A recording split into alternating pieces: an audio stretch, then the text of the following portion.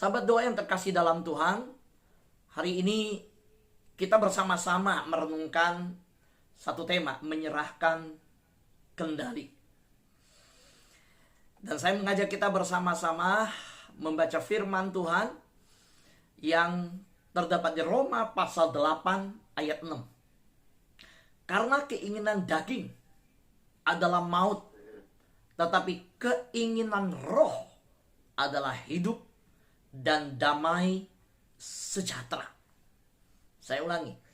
Karena keinginan daging adalah maut, tetapi keinginan roh adalah hidup dan damai sejahtera. Suatu hari di dalam perjalanan kehidupan, ada yang namanya usia yang digerogoti oleh penyakit Lou Gehrig. Saya tahu penyakit ini ketika membaca sebuah berita bahwa orang tua, orang-orang yang sudah berumur, ada bisa ngalamin kecenderungan diserang oleh penyakit yang seperti ini. Suatu hari, seorang sahabat yang sudah lanjut umurnya mengalami kondisi di mana sistem syaraf, ya, dikatakan penyakit ini sistem syaraf yang progresif, menyerang sel-sel syaraf motorik pada otak dan tulang belakang. Singkatan penyakit ini yang disebut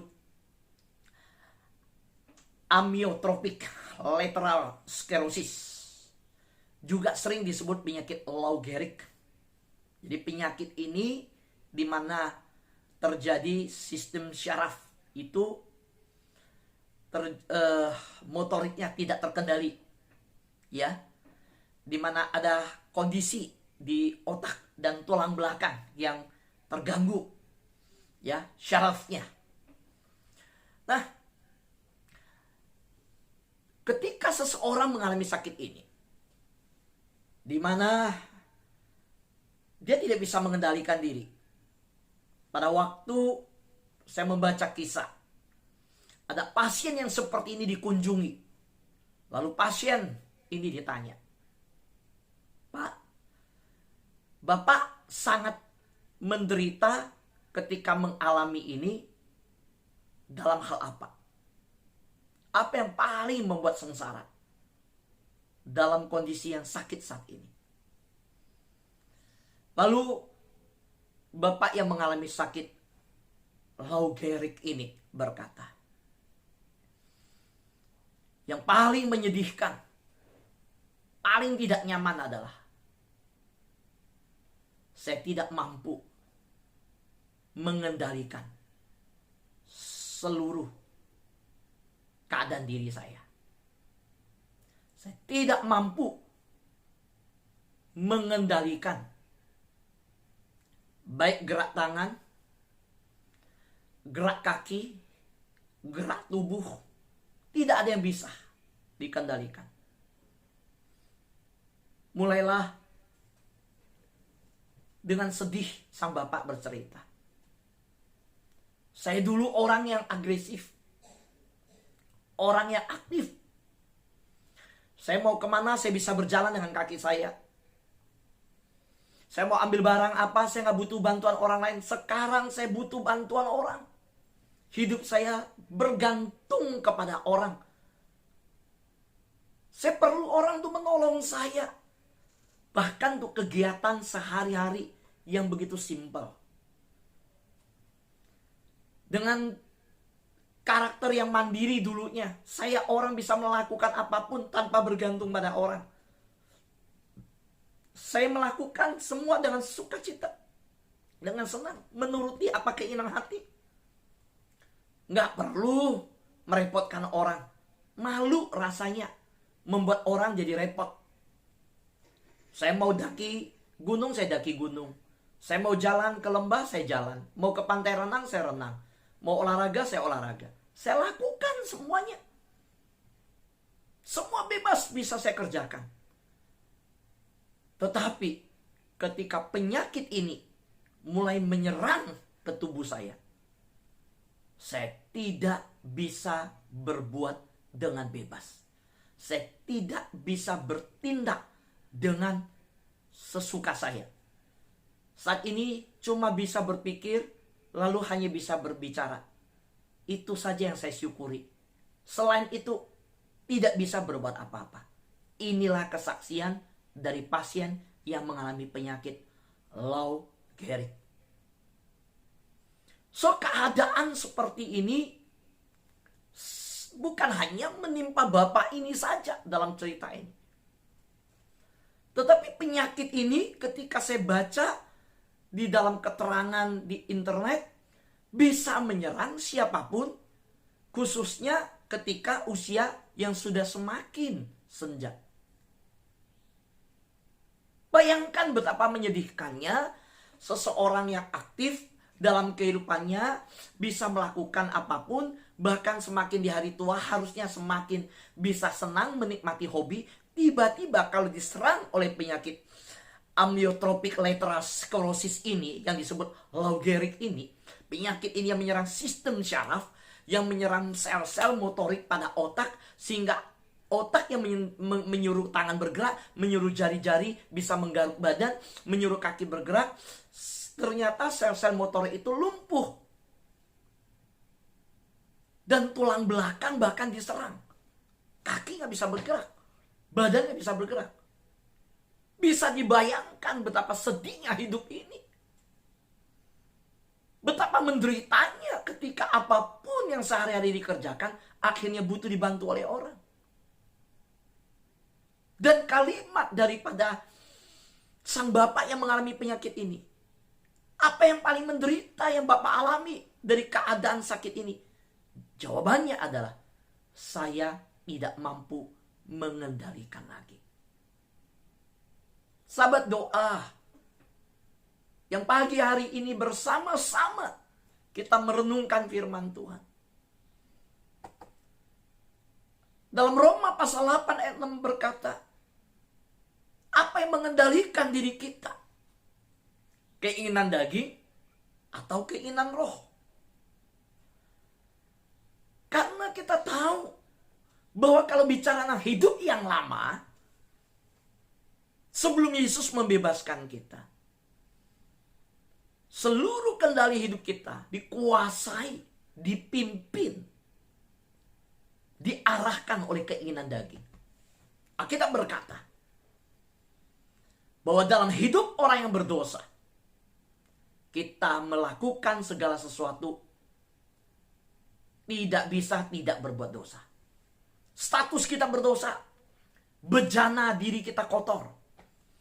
Hidup kita telah dicemarkan oleh dosa. Sehingga apapun yang kita sentuh, sekalipun perbuatan baik, itu adalah perbuatan baik yang dilakukan oleh orang berdosa. Saya ulangi, sekalipun kita berbuat baik, ketika kita di luar Kristus, kita adalah orang berdosa yang berbuat baik. Dan perbuatan apapun, semasih status kita berdosa, kita tercemar oleh dosa, perbuatan kita ada perbuatan yang dicemarkan oleh dosa. Itulah kita. Bahkan belum lagi keinginan daging itu mengarahkan. Ketika berbuat baik, kita berdiri atas dasar kesombongan. Bahkan kita berbuat baik, kita mengharapkan imbalan. Berbuat baik untuk memperbaiki nasib kita sendiri.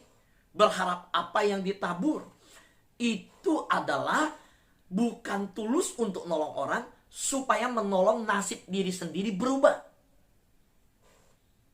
Sehingga kita mengubah dalam konsep kita yang masih dulu di luar Kristus. Kita berpikir karma kita bisa berubah. Tapi Paulus mengatakan, setelah kita di dalam Kristus, harusnya kita tidak lagi dikuasai keinginan daging, tapi keinginan roh. Keinginan roh itu mendatangkan hidup dan damai sejahtera. Hari ini pertanyaan saya, seperti seorang yang sakit Lou Gehrig itu dikunjungi teman, Dan temannya bertanya, apa yang paling menderita dari sakit ini? Dia berkata, saya tidak mampu mengendalikan segalanya. Kalau hari ini kepada anak-anak Tuhan yang di Doa Fajar, kepada yang live streaming di YouTube, saya bertanya, hari ini apa yang mengendalikan hidupmu? Bisakah kita berkata, Pak Fu, bukan apa yang mengendalikan hidup saya. Kalau ditanya apa yang mengendalikan hidup saya sudah menyerahkan kendali kepada Tuhan, Sang Nahkoda. Saya sudah menyerahkan kemudi hidup saya. Tujuan hidup saya sudah selaraskan. Kompas arah hidup saya, kompas saya menujunya sudah ke kekekalan. Saya bukan orang yang sedang berjalan mengatur kompas kepada tujuan yang untuk keinginan daging. No. Tapi untuk keinginan, kehendak, rancangan Bapa di surga. Biarlah kehendakmu yang jadi, bukan kehendakku. Jadi kehendak Tuhan itu ada di titik depan, kompas saya sudah saya setel ke arah sana. Saya harap, saya rindu sahabat doa. Jawabannya ketika saya tanya, apa yang mengendalikan hidupmu? Kita bukan jawab, aku dikenal roh Tuhan. Bagus, itu jawabannya. Iya, tapi kita jawab dengan kesadaran rohani. Dalam perjalanan rohani 7 bulan di sahabat doa, kita menjadi orang yang dewasa, yang setiap pagi sudah makan makanan keras, selalu masuk dalam mendengar firman Tuhan. Kita menjawab, saya sudah menyerahkan kendali kepada Sang Nahkoda hidup saya. Tuhan yang mengendalikan hidup saya, kehendak Tuhan. Sahabat doa, jangan berpikir soal kebebasan, dan jangan menginginkan soal kebebasan seperti orang dunia. Ketika saya renungkan, kebebasan sejati tidak diperoleh dengan memilih jalan sendiri. Karena ada banyak orang berpikir bahwa dia bisa bebas. Oh, kalau lihat orang yang bebas, waduh, dengan segala keputusannya, yang hidup dalam mabuk, yang hidup dalam narkoba, yang hidup seenaknya dalam pernikahan, yang hidup seenaknya di dalam bisnis. Wah, dia bebas nipu, bebas berbuat dalam segala hal. Berpikir bahwa kebebasan sejati itu kalau bisa pilih jalan sendiri. Keliru. Saya berkata, orang yang berpikir bebas yang sejati itu adalah saya pingin apa, hati saya mau apa, saya bisa turuti. Itu bebas. Oh, kamu gak bebas. Bahkan menertawakan orang yang pergi berdoa, yang bangun hari hidupnya dengan mencari Tuhan. Oh, itu gak bebas waktunya. Kalau bebas mau apa, wah, ikuti. Mau minum, jalani. Mau narkoba, jalani. Mau judi, jalanin. Mau hidup bebas dalam pernikahan gak terikat, jalanin.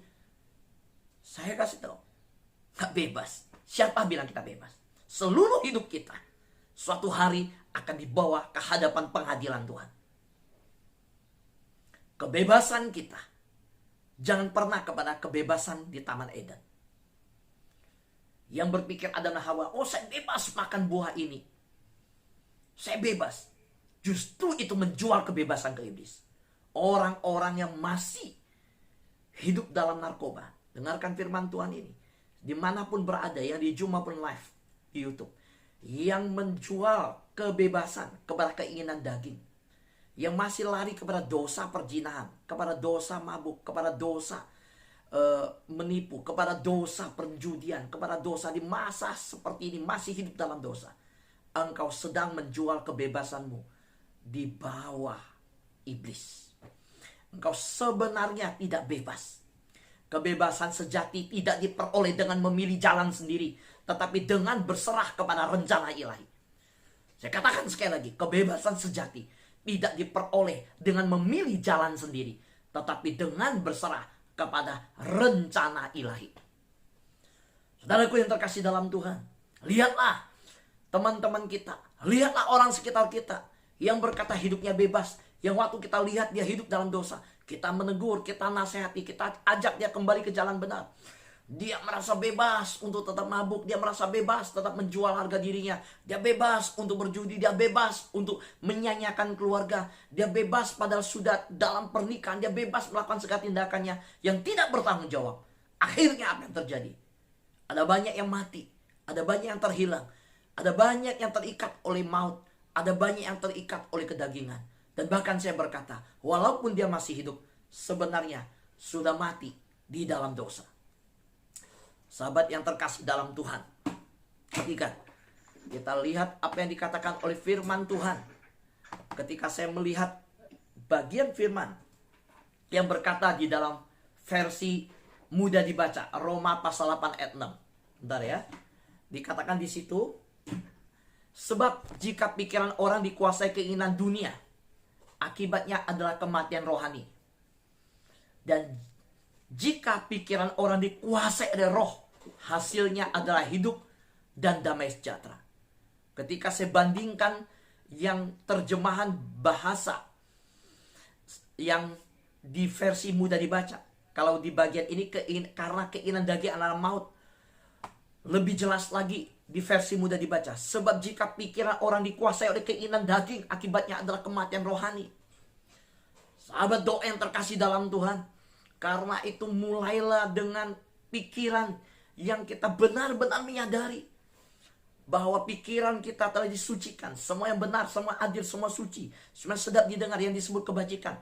Pikirkan semua itu. Sahabat doa yang terkasih dalam Tuhan, kalau orang dikuasai keinginan daging, sebenarnya dia pikir dia bebas melakukan apapun juga. Tapi sebenarnya kematian rohani sedang terjadi. Apa yang terjadi pada Adam dan Hawa? Mereka masih hidup, mereka masih bernafas waktu makan buah itu. Tuhan berkata, pada waktu engkau memakan, engkau mati. Mereka mengalami kematian rohani. Mereka terputus hubungan dengan Tuhan. Mereka diciptakan oleh Tuhan, adalah Sang Pencipta, tapi hidup mereka tidak terhubung, tidak tersambung, tidak lagi punya kehidupan rohani. Karena itu firman Tuhan hari ini memanggil kita. Pagi ini firman Tuhan memanggil kita kembali. Jika pikiranmu dikuasai oleh Roh Kudus, dikuasai oleh Roh Tuhan, engkau akan hidup sebuah hidup rohani yang dulu mati oleh dosa, dibangkitkan lagi. Dan hidup itu dalam damai sejahtera. Kalau hari ini kau berkata hidupmu tidak damai, yang ngikuti live streaming di YouTube, kau berkata hari ini hidup saya nggak ada damai, saya tidak bisa tidur, saya tidak bisa tidur bukan karena apa? Pikiran saya kacau, pikiran saya begitu terganggu, hidup saya nggak sejahtera. Hari ini engkau kembali kepada Tuhan. Saya berkata engkau balik kepada Tuhan. Serahkan kendali kehidupanmu kepada Roh Tuhan. Menyerahkan seluruh kendali hidupmu biar dikuasai oleh Tuhan. Sahabat doa yang terkasih dalam Tuhan, pilihanmu hari ini dua. Pikiranmu mau dikuasai oleh keinginan dunia, atau pikiranmu mau dikuasai oleh roh. Kalau engkau dikuasai oleh keinginan dunia, sangat berbeda dengan keinginan roh. Kalau orang dikuasai keinginan roh, pikirannya dikuasai oleh roh itu. Berbeda dengan orang yang keinginan daging, pikirannya hanya dikuasai oleh keinginan daging. Ini perbedaannya. Lihat, roh dan daging. Perbedaan yang kedua, bahwa orang yang dikuasai roh Tuhan, dia menaruh pikiran pada roh Tuhan, pada Roh Kudus. Tapi orang yang dikuasai daging, dia menaruh pikiran pada daging. Dan orang yang dikuasai keinginan Roh Kudus, dia mengikuti keinginan Roh Kudus. Yang dikuasai daging, dia mengikuti tabiat lama. Mari lihat tabiat lama manusia. Tabiat lama manusia jelas terlihat. Membalas ketika dia sakiti. Melihat orang berhasil dia iri. ketika dia tidak diawasi, ketika dia bebas, dia berbuat dosa di luar. Hari ini saya mendapat laporan banyak sekali terjadi, baik pria maupun wanita. Sama. Perselingkuhan terjadi, perceraian terjadi di mana-mana. Mengapa? Karena mengikuti tabiat lama. Pada waktu bebas, pada waktu tidak sama pasangan, bersama pasangan yang lain, bersama orang lain, bahkan pasangan orang lain diambil. Sahabat doa yang terkasih dalam Tuhan, kehidupan kekristenan diingatkan bahwa kita hidup tidak lagi mengikuti tabiat lama, tapi tabiat baru. Kalau saudara baca, saya menemukan bagaimana keinginan roh itu diungkapkan, diajarkan oleh Paulus memakai contoh kehidupan. Saya kasihkan di 1 Timotius pasal 5 ayat 4-8. Paulus mengajarkan bahwa anak-anak Tuhan harus hidup sungguh-sungguh, ya, dikuasai keinginan roh, bukan dikuasai keinginan dunia. Saya membaca di 1 Timotius, terkejut saudara. Di dalam pengajaran Paulus bahkan hal yang begitu sederhana, bicara kehidupan janda, dia ajarkan dengan rinci. Saya kasih contoh. Tetapi jikalau seorang janda mempunyai anak atau cucu, hendaklah mereka itu pertama-tama belajar berbakti kepada kaum keluarganya sendiri, dan membalas budi orang tua dan nenek mereka, karena itulah yang berkenan kepada Allah. Sedangkan seorang janda yang benar-benar janda, yang ditinggalkan seorang diri, menaruh harapannya kepada Allah, dan bertekun dalam permohonan dan doa siang malam. Tetapi seorang janda yang hidup mewah, perhatikan. Tetapi seorang janda yang hidup mewah dan berlebih-lebihan, ia sudah mati selagi hidup. Waktu saya membaca, kalau kita lihat apa yang diungkapkan dalam Roma pasal 8 ayat 6. Bahwa sebab jika pikiran orang dikuasai keinginan duniawi, akibatnya adalah kematian rohani. Kematian rohani ini muncul dalam tulisan di 1 Timotius pasal 5. Tetapi Paulus memakai istilah, memakai pengajaran terhadap hidup yang mewah. Dan Paulus menuliskan di Timotius dengan contoh ayat yang saya bacakan ini. Tetapi seorang janda yang hidup mewah dan berlebih-lebihan, ia sudah mati selagi hidup.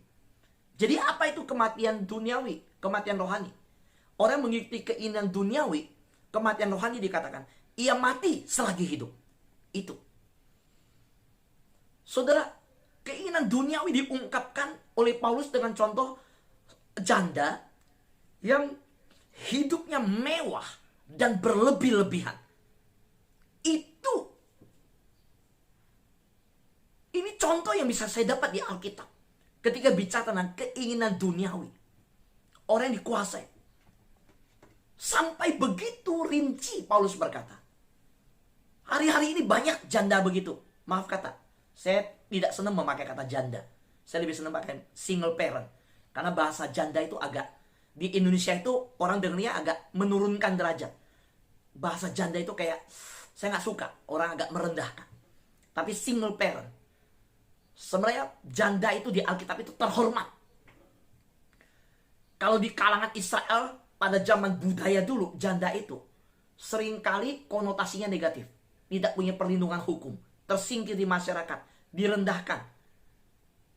Itu kondisi di masyarakat Israel. Maka seorang janda itu hidupnya begitu susah. Nah, Paulus justru mengembalikan pandangan yang tepat bahwa Allah tidak memandang rendah siapapun. Status yang ada tidak dipandang rendah. Seorang yang janda. Tapi Paulus berkata, tunjukkan hidupmu. Sekarang hidup sekarang di dunia. Justru saya lihat yang janda-janda kehilangan pasangan. Bukan dikatakan seperti Paulus, bertekun dalam permohonan, bertekun dalam doa siang malam. Justru ambil suami orang lain. Justru melarikan suami orang lain. Justru menggodai suami orang lain. Justru hidup itu ngerasa, bebas, sudah gak punya suami, suami udah mati. Atau pasangan sudah mati. Soalku yang terkasihan Tuhan, waktu saya melihat salah satu contoh, banyak contoh. Tapi ketika saya melihat dalam Roma pasal 8 ayat 6, keinginan duniawi, pikiran orang dikuasai keinginan duniawi. Saya lihat Paulus memberi contoh di Timotius. Gaya hidup yang dikuasai keinginan duniawi itu apa? Dia ambil contoh seorang janda. Harusnya dia berkata, jangan pesta pora, jangan mewah, jangan berlebihan. Bahkan dia berkata di ayat yang ke-8, 1 Timotius pasal 5 ayat 8. Tetapi jika ada seorang yang tidak memelihara sanak saudaranya, apalagi seisi rumahnya, orang itu murtad dan lebih buruk dari orang yang tidak beriman.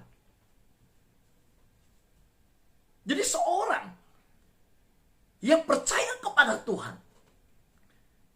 hidupnya ngaku Kristen, ngaku ngikut Tuhan. Saya malu kalau dia nggak pelihara keluarga. Saudara, karena banyak orang mempermalukan nama Tuhan. Buruk sekali kelakuan. Sangat lebih buruk dari orang yang tidak beriman. Alkitab bilang. Kenapa? Setelah percaya Tuhan, hidup nggak mempedulikan sanak keluarga. Hidup tidak mempedulikan akan keluarga. Hidup hanya menuruti keinginan diri. Nah, saya ingatkan, semua sahabat doa, termasuk yang dengarkan firman Tuhan di YouTube. Kalau kita sudah percaya kepada Tuhan, kita bukan lagi hidup untuk diri, kita hidup untuk Tuhan.